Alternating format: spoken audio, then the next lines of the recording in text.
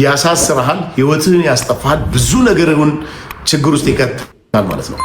ስለዚህ በተቻለን መጠን እኔ እውነቱን ለመናገር የምንናገረው ንግግር ህይወታችንን ምን ያክል ከፍ ሊያደርገው እንደሚችል በምላሳችን ደግሞ ባመጣነው ጣጣ ምን ያክል ህይወታችን ችግር ውስጥ ሊገባ እንደሚችል ያየሁበት የተማርኩበት የሰው ልጅ ለደቂቃዎች ትዕግስት የሰው ህይወት ላይ ችግር ይፈጥራል፣ በራሱ ህይወት ላይ ችግር ይፈጠራል። በእውነት በጣም ብዙ ብዙ ብዙ አስተማሪ የሆኑ ታሪኮችን ወደፊት አወራችኋለሁ። ስፔሻሊ ፍርድ ያገኙና ኦልሬዲ የተፈረደባቸውን ሰዎች ኢንተርቪው ካረኩኝ የወሰድኩት ለኔም ትምህርት ይሆን ለእናንተም ደግሞ ብነግራችሁ ትምህርት የምታገኙበት ነገሮች በጣም ብዙ ነገር አካብቼ ነው የወጣሁት። ግን የሰው ልጅ አሁንም ደግምላችኋለሁ፣ ማታ በሰላም ወጥተህ ቤትህ ጌታህን አመስግነህ አድረህ ጠዋት ደግሞ ጌታ ሆይ በሰላም መልሰኝ ብለህ ቤት መመለስ ቀላል ነገር እንዳይመስላችሁ። በዚህ ሰዓት እኔና እናንተ ከደቂቃዎች በኋላ ወደ መኝታችን ነው የምንሄደው። ጠዋት ወጥቶ በመኪና አደጋ ኦር ደግሞ በሆነ ትዕግስት በማጣት ህይወቱ የተበላሸ ስንት ሰው አለ። በብዙ መልኩ የተረዳሁት ግን የደቂቃዎችን ስተት፣ የደቂቃዎች ትዕግስት አለመታገስ ህይወት እስከ ማስጠፋት ደረጃ ይደርስና የብዙ ሰዎች ህይወት አደጋ ውስጥ ይገባልና እጅግ በጣም መጠንቀቅ ያለብን ነገር ቢኖር ወንድሞቼ፣ በዚህ ምድር ላይ እስር በጣም ከባድ ነው። እጅግ በጣም ፔን አለው። በጣም ያማል። መታሰር ቀላል እንዳይመስላችሁ፣ በጣም ያማል። እኔ 4 ወር ከምናምን ታስሬ በምወጣበት ሰዓት ምን ያክል ብዙ ነገሮች የምዘረብል እንደሆኑ ሳስበው ብዙ ዓመት ታስረው ደግሞ ተፈተው ህይወታቸውን ለማስተካከል ስትራግል የሚያደርጉ ሰው ሳይ በእውነት እጅግ በጣም ውስጥ ያዝናል። ከዚህ በኋላ አይደለም በአመታት በወራት ደረጃ ከዙሪያ ብዙ ነገር ስታጣ ዲኤንኤ ቴንክ እውነትህን ነው። እጅግ በጣም ነው የሚያስተምረው። ብዙ ነገሮችህን ያበላሸዋል። ብዙ ክህደት ይፈጠራል። እኔ አንድ በጣም ወዳጅ ያለ እናወራለንና የሚወዳት ሊያገባት ያጫት ልጅ ኦልሬዲ ለትዳር ተዘጋጅተው ለጊዜው እዚህ ቦታ ላይ መንገር በማልፈልገው ጥፋት ይታሰራል። ምን አጋጠመው መሰላችሁ ወንድሞቼ? እንደዚህ ሁኛለሁና እዚህ ቦታ ነኝ ብሎ ይነግራታል። ኦልሬዲ ሊጋቡ ነው። ነገሮች ሁሉ ተስተካክሎ መስመር ይዞ ምናምን በቃ ጨርሶ ነው አጋጣሚ ይሄ ነገር ሀፕን ያደረገበት። እንደ ድል ሆነና እንደምታውቁት የሰው ልጅ ቢጫ ልብስ ነው የሚለበሰው ታውቃላችሁ፣ እስር ቤት ወይኔ ቤት ሰው ሲገባና ያንን ቢጫ ልብስ ግን አንድ ነገር ማወቅ ያለባችሁ ያን ቢጫ ልብስ የለበሰ ሰው በቃ ህይወቱ ዳሜጅ ሆነ ማለት በጣም ይከብዳል። አንዳንድ ሰው ሲታሰር የሚፈታም አይመስለውም። እና ወደ ታሪክ ልመለስና ልጅቷ እንደዚህ እዚህ ቦታ ነኝ ብሎ መልእክት ያስልክባታል። ከዛ በኋላ ቅዳሜ ያስልክባትና እሁድ መልስ ምግብ የሚያመጡለት ሰዎች ነበሩ። መልስ ይጠብቃልና ምንድነው የተባለው መልስ? ኦ ሶሪ ቦታው በጣም ሩቅ ስለሆነ ከከተማ መምጣት አልችልም አለችው። እንደ ድል ሆኖ ግን በ3ኛ በ4ኛ ወር ልጁ ተፈታ። 5 ወር 6 ወር አካባቢ ተፈታ እና ምን ልላችሁ ፈልጌ ነው፣ ስፔሻሊ የታሰረ ዘመድ ያላችሁ ሰዎች በስተትም ይሁን በምንም ይሁን ዋቴቨር የታሰረ ሰው መጠየቅ፣ ማጽናናት። ሰው የሚናፍቀው ወንድሞቼ ሰው ይናፍቀዋል። የሚጠይቀውን ሰው ይናፍቃል። ጠያቂ ይናፈቃል። በእውነቴን ነው የምነግራችሁ። ጠያቂ ይናፈቃል።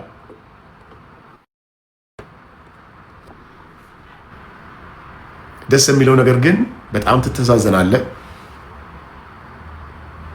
በጣም ትተሳሰባለህ። አብሮ መኖር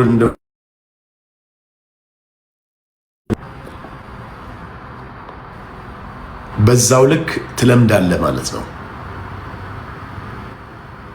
በአጭሩ የ4 ወር ተኩል ጊዜ ደግሞ በነገራችን ላይ በጣም አጭር ጊዜ ነው የሚመስለው፣ ግን 4 ወር አካባቢ ነው ይሄ ነገር ሀፕን ያደረገውና ስለዚህ ወንድመቶቼ በተቻላችሁ መጠን በየቀኑ በየደቂቃው በእያንዳንዱ የህይወት ክንውናችሁ ውስጥ በጣም ትዕግስትን ማወቅ መቻል አለባችሁ። የደቂቃዎች ትዕግስት አለመታገስ ህይወት ያበላሻል። የደቂቃዎች ትዕግስት አለመታገስ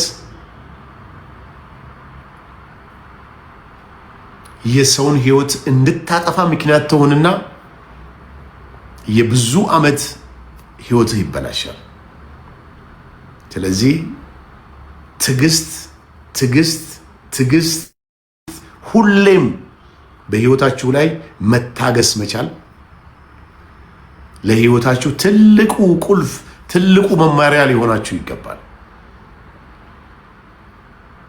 በነገራችን ላይ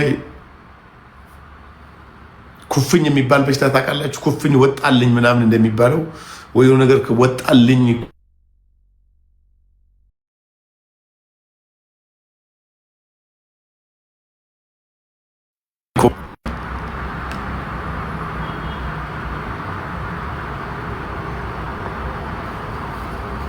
ሶሪ እየተደወለብኝ ስለሆነ ነው። የሶሻል ሚዲያ ነገር የሆነ ነገር ከውስጣችሁ የሆነ ነገር እንደሚያወጣው ከውስጤ ወጥቷል። ሶሻል ሚዲያ እና እኔ ከዚህ በኋላ ጀስት በአጋጣሚ የምንገናኝ ሰዎች ነው የምንሆነው። በእውነት የሶሻል ሚዲያ ሱሰኛ ነበርኩ። እኔ አልሐምዱሊላህ ምንም አይነት ሱስ የለብኝም። ምንም አይነት የስ ዲኤንኤ ቤተር ፎከስ ኦን ቢዝነስ ምንም አይነት እንትን የለብኝም። ግን ቲክቶክ እጅግ በጣም ሱሰኛ አድርጎኝ ነበር። ቲክቶክ ሳላይ መዋል አልችልም። በማገኘው አጋጣሚ ቪዲዮ ፖስት አደርጋለሁ። በማገኘው አጋጣሚ ማረፍ ሲገባኝ ሶሻል ሚዲያ ላይ መጣ ነበረ። አሁን ግን ሶሻል ሚዲያ የሚባለው ነገር አሁን እንግዲህ አስቡ። ኦልሞስት ሰኞ ነው የተፈታሁት። ሰኞ፣ ማክሰኞ፣ ሮብ፣ ሐሙስ፣ አርብ፣ ሰኞ፣ ማክሰኞ፣ ሮብ፣ ሐሙስ፣ አርብ 5ኛ ቀኔ ነው ዛሬ ላይቭ የመጣሁት። እኔ ሶሻል ሚዲያ አይደለም 5 ቀን እድሉ ኑሮኝ እጄ ላይ አሁን እስር ቤት ስልኩ ስላልነበረ ነው። እዚህ ግን ስልኩ እያለ አክሰሱ እያለ 5 ቀን ቆይቼ መምጣት ማለት አልሐምዱሊላህ አላህ ዱዓይን ሰማልኝ ብዬ ነው ማምነው። ስለዚህ ወንድምቶቼ ቲክታክ እጅግ በጣም ሱሰኛ ካደረጋቸው ሰዎች መሃል አንዱ እኔ ነበርኩ። ግን አልሐምዱሊላህ አላህ ከውስጤ ያ ነገር እንዲወጣ አደረገልኝ። ከዚህ በኋላ ምን ይፈጠራል አላቅም። በእርግጠኝነት ግን የበፊቱ መንሱር አይደለሁም። አሁን በእርግጠኝነት ግን ለዓይኔ ማሰብ የሚጀምረው መንሱር ሁኛለሁ።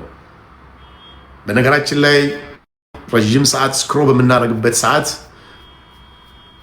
በተለይ ጨለማ ቤት ውስጥ ቁጭ ብለን በምናይበት ሰዓት አይናችን ብዙ ብዙ ብዙ ብዙ መጥፎ ነገርም ያያል። እንደገናም ደግሞ ለአይናችን ለብርሃን ለብሌኑ ትልቅ ችግር ይፈጥራል። ብዙ ሰዎች በወጣትነታቸው በልጅነታቸው መነጽር ማድረግ ይጀምራሉ። ብዙ ሰዎች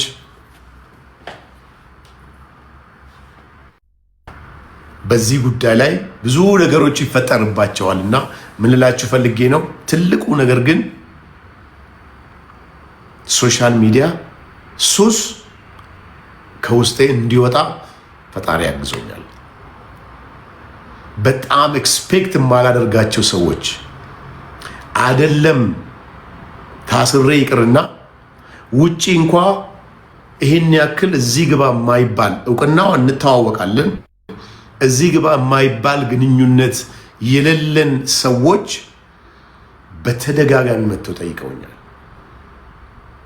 በጣም በጣም በጣም እጅግ በጣም ነው የማመሰግነው። በቪዲዮ እንደገለጽኩላችሁ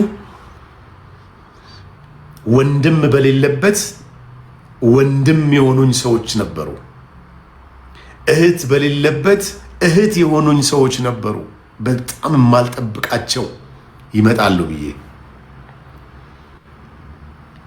ከስታተሳቸው አኳያ ደግሞ መምጣት ያልቻሉ ሰው ልኮ የጠየቁኝ የማልጠብቀው ሰው በጣም ብዙ ሰው ከብዙ አገር አፋር፣ ድሬዳዋ፣ ሐረር፣ ጂማ፣ ኢሉባቦር፣ ባህር ዳር ከብዙ አገር ከዚህ አገር ነው የመጣሁት። መንሱር ስፔሻሊ ማረሚያ ቤት ከሄድኩ በኋላ ማለት ነው። ማረሚያ ቤት በነገራችን ላይ ኤኒ ታይም ምንድን ነው የሚባለው አዲስ የመጣው ፋይዳ ያለው ሰው ማንም ሰው መግባት ይችላል።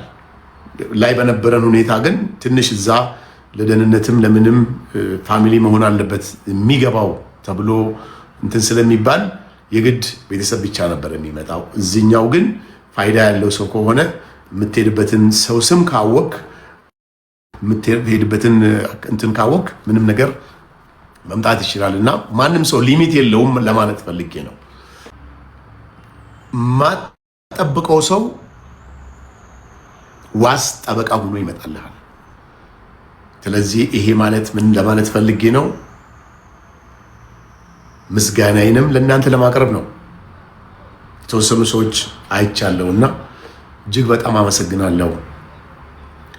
በችግር ሳይሆን በደስታ ደግሞ እኔም ውለታውን እመልሳለሁ ማለት ነው። እኔ በነበረኝ የላይፍ እንትን ኦፍኮርስ ከብዙ ሰው ጋር ተዋወቃለሁ። ያው ከብዙ ሰው ጋር ተዋወቅ ማለት ደግሞ ችግር ውስጥ ስትገባ ስትታመም፣ ቴንክ ዩ ሶ ማች፣ ስትታመም ስትቸገር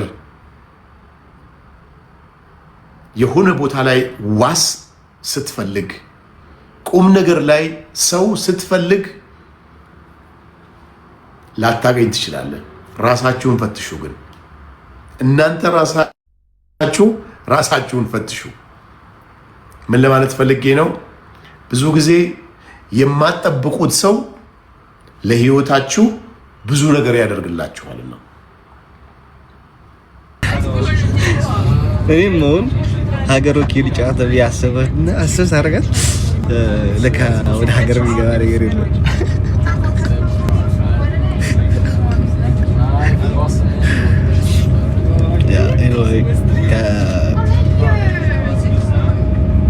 የሆነ ልጅ አለ እሱ ጋር ነው የምንጫወተው።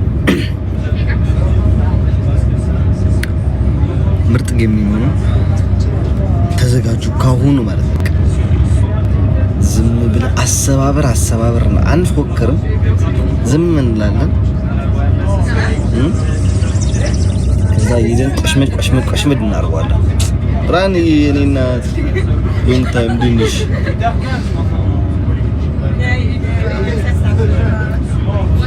ናችሁ።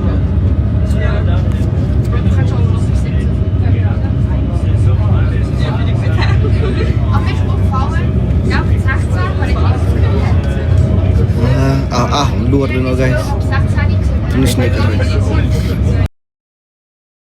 ስንት እንደቀረኝ ትንሽ ነው የቀረኝ።